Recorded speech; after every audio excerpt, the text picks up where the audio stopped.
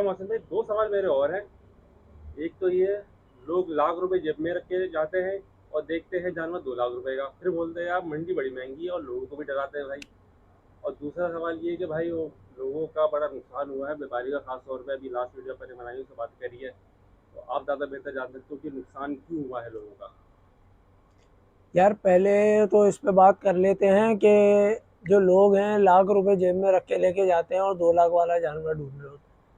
तो भाई ये माजरत के साथ देखिए भाई, बात ऐसी है कि अगर आप ये सोच रहे हैं कि मैं लाख रुपए लेकर जाऊंगा और सामने वाले को बेवकूफ़ बना के जो है वो 2 लाख वाला जानवर लेकर आ जाऊंगा, तो वो दौर अब रहा नहीं है। सब अगर आप ये समझ रहे हो कि वो गांव गोट से आ रहा है और उसको अकल नहीं है, तमीज़ नहीं है, तो भाई ऐसी कोई बात नहीं है। सब रोटी खाते हैं, सब अपने घर वालों का पेट भरते हैं, सब जो है ना वो अकल रखते हैं, तमीज़ रखते हैं। अगर कोई बंदा 10 लाख रुपए मांग रहा है जानवर के, तो वो 10 लाख रुपए उसको पता है कि वो 10 लाख रुपए मांग रहा है। ऐसा नहीं है कि उसको वो अपने जानवर की वर्थ नहीं जानता, उसको पता नहीं है कि मेरे जानवर की वैल्यू कितनी है, उसको पता है। लेकिन वो 10 लाख रुपए एक एवरेज रख के लाया हुआ है कि मैं इसके 10 लाख मांगूंगा, इसके 12 लाख मांगूंगा, इसके 15 लाख मांगूंगा। तो ये उन्होंने एक रेट रखे हुए होते हैं, वैल्यू उनको पता होती है कि हमारे जानवर की एक्चुअल वैल्यू क्या है। अब मिसाल के तौर पे अगर आपकी जेब में 1 लाख रुपए है मेरे भाई, तो आप उसके हिसाब से जानवर देखो। आपको पता होना चाहिए कि गोश्त का रेट क्या चल रहा है मार्केट में, गोश्त का रेट क्या चल रहा है, और उस हिसाब से अब कुर्बानी पे अगर मैं जानवर खरीदने जा रहा हूँ तो मैं उस हिसाब से जानवर खरीदूंगा मेरे भाई, कि अब मुझे इसके ऊपर कितने पैसे रखने चाहिए। मिसाल के तौर पर 28,000 रुपये मन चल रहा है, तो मेरी कोशिश होनी चाहिए कि 32-35 हज़ार रुपये मन के हिसाब से मुझे एक बछड़ा मिल जाए, जो 3 मन का बछड़ा मुझे 1-10 1-20 के अंदर मिल जाए। अब आप बोलो यार मैं लाख रुपए रख के लेके जाऊं और मुझे 5 मन का जानवर मिल जाए, तो भाई अंधी नहीं बची हुई है। माशरे में सबको तमीज़ है अब मेरे जानवर की वैल्यू कितनी है। अब आप अगर मिसाल के तौर पे कोई जानवर 4 मन का है और खूबसूरत जानवर है, जैसे गुलाबी है, गुलाबी की एक अलग वैल्यू गुलाबी अलग वैल्यू रखता है अपनी जानवरों में ना। तो अगर कोई जानवर गुलाबी है और वो 4 मन का है, और अगर हम 35,000 रुपये के हिसाब से लगाए, तो 1,40,000 रुपये के हिसाब से 4 मन का जानवर हो गया वो। आप उसके 1.5 पौने 2 इस हिसाब में उसकी आप वैल्यू लगा दो जानवर की। भले वो 5 मांग रहा है, 6 मांग रहा है, वो उसका मैटर है। लोगों को ये भी चीज़ समझनी चाहिए, लोग रेट सुन के आगे बढ़ जाते हैं, रेट सुन के लोग आगे बढ़ जाते हैं, जानवर का रेट नहीं लगाते। इससे आपका ही फायदा है, रेट लगाने से नुकसान नहीं है। आप फिर लोग बोलते हैं यार जानवर की तो ये वैल्यू हुई हुई है और जो है वो जानवर महंगा चल रहा है और फलाना चल रहा है। भाई जानवर कोई महंगा नहीं चल रहा होता, सौदे अच्छे रेटों में ही होते हैं।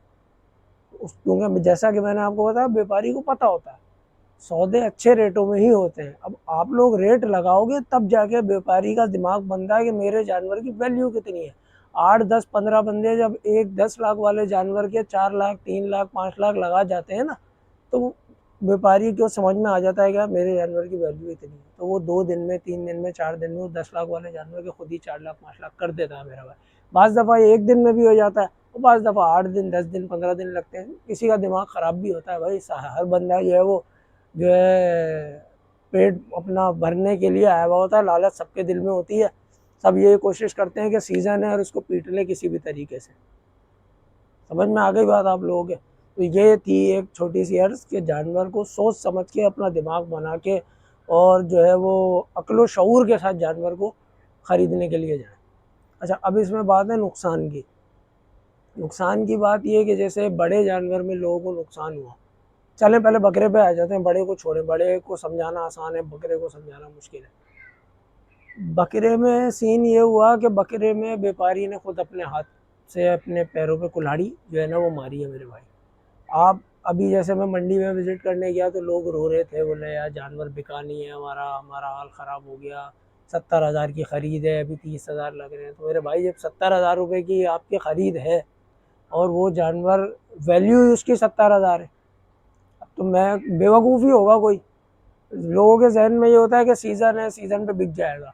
तो वो नसीब के सौदे होते हैं भाई, बिक जाएगा, नहीं बिकेगा तो नहीं बिका। अब नहीं बिका तो इसमें तो भुगतान ही है ना आपका सीधा सीधा। 70,000 वाला जानवर आपने क्यों खरीदा है 70,000 रुपये में? 70,000 में भाई बिकना था वो जानवर, आपने खरीद लिया बेचने के लिए, ये आपका नुकसान है। अब आप व्यापारी हजरात क्या कर रहे थे, 70,000 60,000 90,000 वाला जानवर खरीद लिया। अब जो है वो वैल्यू उसकी जो है वो लगा रहे हैं, पैसे जो है उन्होंने रखे हुए 1.5 लाख 1.25 लाख 2 लाख 2 लाख रुपए मांग रहे हैं। ये कुछ सेंस नहीं बन रहा। 1.5 लाख 2 लाख का बकरा होता है क्या? 30-35 किलो वाला, 40 किलो वाला बकरा 1.5-2 लाख रुपए का होता है, नहीं होता 1.5-2 लाख रुपए का। ये बात हमें भी पता है, आपको भी पता है। अब आपका जानवर बिका नहीं, अब आप जो है वो रो बैठ के कि यार हमारा जानवर बिका नहीं। खैर नफ़ा नुकसान तो कारोबार का हिस्सा है, लेकिन इसमें जो है वो गलती ज़्यादातर व्यापारियों की है। इसमें कुछ लोग बज़िद भी हुए थे कि हम तो नहीं बेचेंगे और जो है वो हम इसी में बेचेंगे, चाहे कुछ भी हो जाए, हमारा रेट नहीं टूटेगा। ठीक है, आपने आपकी चीज़ है, 1 करोड़ की बेचो, 10 करोड़ की बेचो, 10,000 की बेचो, जितने की बेचो, आपका मसला है, आपकी चीज़ है। लेकिन इसमें भाई नुकसान आपका ही है, पब्लिक का नुकसान नहीं है। पब्लिक ने इस दफ़ा कुर्बानी कम करी है, इस दफ़ा हिस्से ज़्यादा डाले, बकरे कम बिके। क्योंकि मैंने खुद बकरा ख़रीदा है और मैं जो है वो बकरे कटवाने के लिए अपने कसाई के पास जाता हूँ। तो इस दफ़ा जब मैं वहाँ गया तो मेरे बकरे का वज़न 32-33 किलो निकला। अब सबसे भारी बकरा मेरा ही था। इससे क्या क्या बात समझ में आती है इससे बात, क्यों पिछले साल 8-10-15 बकरे थे जो भारी वज़न के बकरे थे, जो थे दिख रहे थे कि हाँ यार जानदार बकरा। इस दफ़ा सिर्फ एक अकेला मेरा ही बकरा था। जब तक मैं रुका 10:30-11 बजे तक मुझे कोई दूसरा बकरा नज़र नहीं आया। अब 30-32 किलो का बकरा सबसे बड़ा है, तो इसका मतलब है बाकी बकरे 20-25 किलो वाले। तो ये हाल इस दफ़ा मंडी का हुआ है। और बड़े जानवर में अगर हम आएँ तो बड़े जानवर में भाई बड़ा जानवर बिका है, ऐसी बात नहीं है नहीं बिका। बड़ा जानवर अच्छे रेटों में बिका है, अच्छे सौदे हुए हैं, 3-3 लाख वाले, 4-4 लाख वाले। कुछ भाई हमारे जो हमें पसंद करते हैं, हमें जानते हैं, वो हमसे मिले, उन्होंने हमसे बोला यार मोहसिन भाई मैंने जानवर ख़रीदा है, बताओ कितने का होगा। मैंने बोला भाई मांग 5.5 रहा होगा, आपने 3-3.25 में लिया होगा तो सौदे इतने में ही हुए। उन्होंने बोला हाँ मोहसिन भाई बिल्कुल सही रेट बता रहे हो आप, इतने में सौदे हुए। तो बड़ा जानवर बिका है। लेकिन अब बात हुआ है कि उनका नुकसान हुआ बीमारी में मेरे भाई। बीमारी जो इस दफ़ा आई, अल्लाह खैर करे आइंदा आने वाले सालों में, आइंदा आने वाले वक्तों में, आइंदा अल्लाह पाक ऐसा वक्त किसी को ना दिखाए, किसी मेरे व्यापारी हजरात को, मेरे भाइयों को ना दिखाए। क्योंकि अब वो सारा जो लोड है सब हर कारोबारी बंदा ये करता है, अगर किसी चीज़ में नुकसान हो जाता है तो दूसरे माल के ऊपर उसकी वैल्यू रखता है और वहाँ अपने पैसे बचाने की कोशिश करता है। तो इन्होंने भी ये किया, कोई गुनाह नहीं किया भाई, इन्होंने भी ये किया। मैं तो शुरू से ये बात कह रहा था कि सबको ख्याल करते हुए आना चाहिए। ये मंडी अगर आ रहे हैं तो ख्याल करते हुए आए कि भाई उनका नुकसान हुआ है तो उनको भी फ़ायदा हो जाए, हमें भी नुकसान ना हो, हमें भी फ़ायदा हो जाए। और मैं कुछ ऐसे भाइयों को जानता हूँ जिन्होंने बहुत अच्छा माल बेचा, बहुत अच्छे रेटों में बेचा, बहुत ज़बरदस्त माल बेचा, ऐसा माल बेचा कि मैं आपको बताऊं कि अगर उन्होंने हमारी वीडियोस देखी हो आपने, तो एक भाई है हमारे, उन्होंने 11 लाख रुपए जिस बछड़े के मांगे, वो बछड़ा कराची में 18 लाख 15 लाख रुपए तक का बिक रहा था। उसकी डिमांड भी ये की जा रही थी और बिक भी इतने में रहा था। अब यहाँ तो मुँह से उन्होंने 11 लाख रुपये मांगे उस बछड़े के।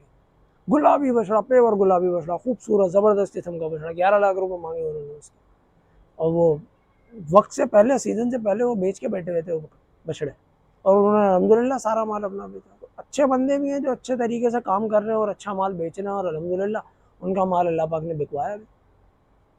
हाँ भाई उम्मत, तो ये था छोटा सा रिव्यू आप लोगों के लिए, जो हमने काम किया 7-8 महीने 6 महीने जो हमने काम किया रमज़ान से पहले और रमज़ान के बाद। इसमें सीखने को मिली बहुत सारी बातें कि ख़रीदार की क्या ज़हनियत है, वो क्या ज़हन लेकर आ रहा है मार्केट में जानवर ख़रीदने के लिए, और व्यापारियों को समझा कि वो किस जहन के साथ जो है वो माल जो है वो बेचने के लिए आए हुए हैं। तो ये सारी बातें थी सीखने की, समझने की। हमने कुछ सीखा, कुछ समझा, कुछ फिर आपको समझाया। तो ये सीखने सिखाने का अमल इंशाल्लाह चलता ही रहेगा आप लोगों की दुआओं के साथ। वीडियो अगर समझ में आई हो तो वीडियो को लाइक करें, शेयर करें, कमेंट करें और चैनल को सब्सक्राइब करें। Thank you.